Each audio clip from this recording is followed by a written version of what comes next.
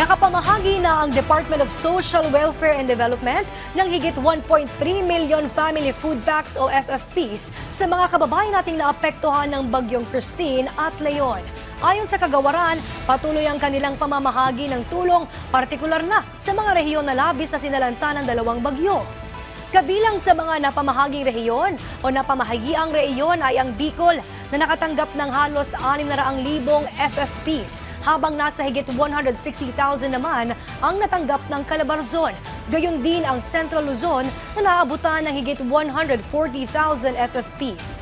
Kabilang rin sa mga naabutan ng tulong ay ang Eastern Visayas, Cagayan Valley, Ilocos Region, NCR, Mimaropa at Cordillera Administrative Region. Kasama rin sa mga inabutan ng tulong na rehiyon ay ang Western Visayas, Zamboanga Peninsula, Northern Mindanao, Socsagen at gayon din ang lugar sa Caraga, Davao Region, Central Visayas at Var.